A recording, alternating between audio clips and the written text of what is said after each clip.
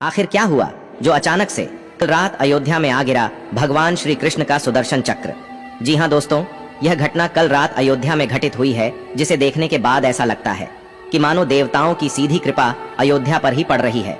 दोस्तों, राम मंदिर का उद्घाटन 22 जनवरी को होने वाला है, जिससे पहले ऐसे अनेकों घटनाएं अयोध्या नगरी में देखे जा रहे हैं। आने वाली 22 जनवरी को अयोध्या में भगवान श्री राम की प्राण प्रतिष्ठा होने वाली है, जिसके चलते वहां पर तैयारियां जोरों शोरों से हैं और देश भर में भी अयोध्या राम मंदिर बनने की खुशी पूरे देश पर छाई हुई है। दोस्तों, वीडियो आगे बढ़ाने से पहले अगर आप भी पक्के सनातनी हिंदू हैं तो चैनल को सब्सक्राइब करें और वीडियो को लाइक करें और अपने सभी सनातनी भाइयों को शेयर जरूर करें। दोस्तों, जो घटनाएं अयोध्या में पिछले कुछ दिनों से घट रही हैं, वह लोगों को सोचने पर विवश कर रही है कि आखिर ऐसा क्यों हो रहा है।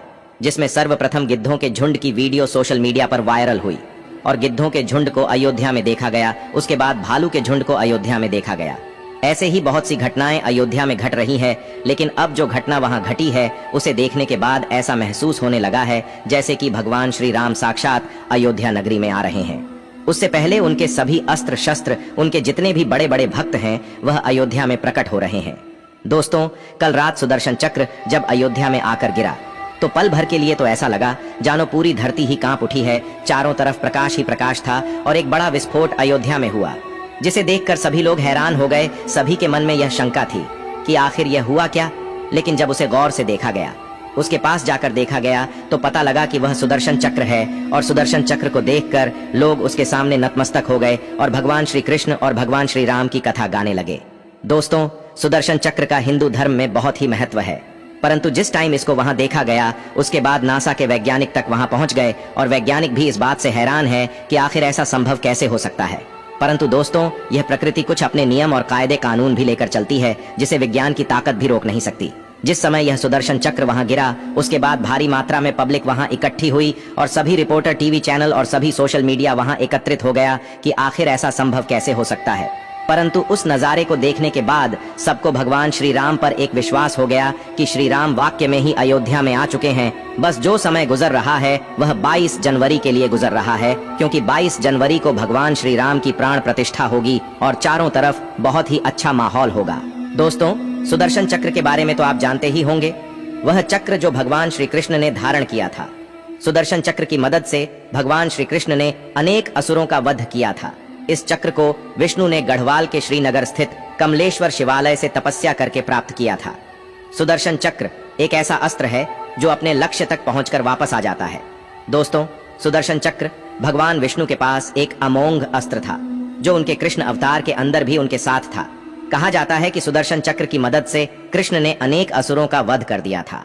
यह असुरों का वध करने के लिए और देवताओं की रक्षा करने के लिए भगवान विष्णु ने धारण किया था। कहा जाता है कि प्राचीन समय के अंदर जब राक्षसों का अत्याचार देवताओं पर बहुत अधिक बढ़ गया तो सारे देवता भगवान विष्णु के पास पहुंचे और राक्षसों से बचाने का आग्रह करने लगे। तब भगवान विष्णु के पास भी ऐसा कोई अस्त्र नहीं था कि वे राक्षसों का वध कर सकें। इस वजह से भगवान विष्णु कैलाश पर्वत पर जाकर 1000 नामों से शिव की स्तुति करने लगे। उसके बाद वे हर नाम के साथ एक पुष्प शिव को अर्पित करने लगे। उसके बाद भगवान शिव ने विष्णु की परीक्षा लेने के लिए विष्णु के लाए 1000 पुष्प में से एक पुष्प को छुपा दिया। भगवान शिव की माया की वजह से विष्णु को पता नहीं चल सका। वे एक पुष्प को ढूंढने लगे। उसके बाद उन्होंने भगवान शिव को अपना एक नेत्र अर्पित किया। तब भगवान शिव प्रसन्न हुए और विष्णु को वरदान मांगने को कहा। तब विष्णु ने ऐसा अमोघ शस्त्र देने की प्रार्थना की जिसकी मदद से राक्षसों का संहार किया जा सके। फिर भगवान शिव ने सुदर्शन चक्र उनको दिया था। भगवान विष्णु और श्री कृष्ण ने सुदर्शन चक्र से अनेक दुष्टों का वध किया था। कहा जाता है कि भगवान विश्वकर्मा की बेटी का विवाह भगवान सूर्य से हुआ था। सूर्य के अधिक ताप की वजह से वह अपना वैवाहिक जीवन नहीं जी पा रही थी। तब भगवान शिव ने सूर्य का ताप लेकर सुदर्शन चक्र को और पुष्पक विमान को भी बनाया था। भगवान विष्णु को सुदर्शन चक्र प्राप्त होने के संदर्भ में एक अन्य कथा का भी उल्लेख मिलता है। वीतमन्यु नामक ब्राह्मण रहते थे। उनकी पत्नी का नाम धर्मशीला था। वे सदाचारी महिला थीं। उनके पुत्र का नाम उपमन्यु था। वे लोग इतने गरीब थे कि उनके पास अपने पुत्र को पिलाने के लिए दूध तक नहीं था। वह अपने पुत्र को चावल का धोवन दूध के रूप में पिलाती थी। एक दिन वह अपने माता पिता के साथ किसी भोज पर गया, जहां पर उसने दूध से बनी हुई खीर खाई। तब उसे दूध के स्वाद के बारे में पता चल गया। उसके बाद अगले दिन बालक ने असली दूध की मांग की और चावल के धोवन को पीने से इनकार कर दिया। उसके बाद धर्मशीला ने बताया कि तुम विरूपाक्ष की सेवा करो। उसकी माता ने आगे बताया कि श्री दामा प्राचीन समय के एक महान असुर राजा थे। उसका प्रताप इतना तेज था कि उसने अपनी ताकत से तीनों लोकों को अपने वश में कर लिया और विष्णु की कुर्सी को छीनने का प्रयास करने लगा। इस वजह से विष्णु भगवान भी भयभीत हो गए और कैलाश पर्वत पर जाकर एक पैर की उंगली पर खड़े होकर भगवान शिव की आराधना करने लगे। 1000 साल तक तपस्या करने के बाद भगवान शिव प्रसन्न हुए और विष्णु को सुदर्शन चक्र प्रदान किया, जिसकी मदद से भगवान विष्णु राक्षसों का संहार कर सके। दोस्तों, इस अस्त्र की खास बात यह थी कि यह हवा के प्रचंड वेग की तरह तेजी से घूम सकता था और यह अपने दुश्मन को परमाणु बम की तरह भस्म कर सकता था।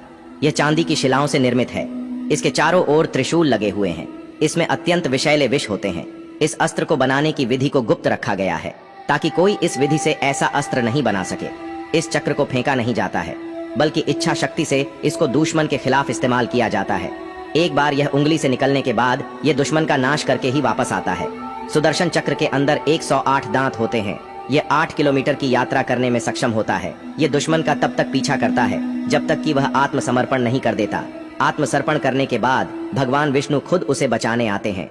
दोस्तों, सुदर्शन चक्र को अयोध्या में देखकर अब यह महसूस होता है कि सच में भगवान राम अयोध्या में आ चुके हैं, क्योंकि उनका अस्त्र, उनका शास्त्र भी उनके पीछे पीछे अयोध्या में आ चुका है।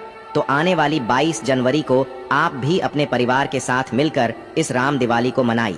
इसी के साथ धन्यवाद मित्रों।